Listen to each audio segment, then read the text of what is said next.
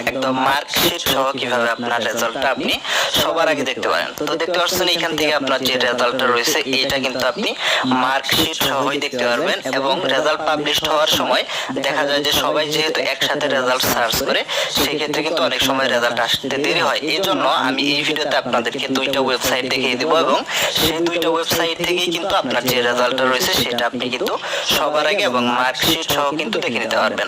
তো বিষয়টা কিন্তু একদমই সহজ, তাই ভিডিওটি না টেনে শেষ অবধি দেখবেন। এবং আপনি যদি এখনো এই চ্যানেলটি সাবস্ক্রাইব না করে থাকেন, অবশ্যই চ্যানেলটি সাবস্ক্রাইব করে পাশে বেল আইকন অন করে দিবেন। তো চলুন শুরু করি আজকের ভিডিও। এসএসসির রেজাল্ট দেখার জন্য আপনি আপনার ফোনে ডাটা কানেকশনটা চালু করে নিয়ে সবার প্রথমে আপনি গুগল ক্রোমে চলে আসবেন, অন্য কোনো ব্রাউজার দিয়ে করলেও হবে। তো ক্রোমে আসার পর এখান থেকে আমাদেরকে সার্চ করতে হবে ওয়েব বেসড রেজাল্ট। দেখতে পাচ্ছেন এখান থেকে ওয়েব বেসড রেজাল্ট পাবলিকেশন, এইটা লিখে আমরা যদি এখান থেকে সার্চ করি, সার্চ করার সাথে সাথে দেখতে পাচ্ছেন এই যে ই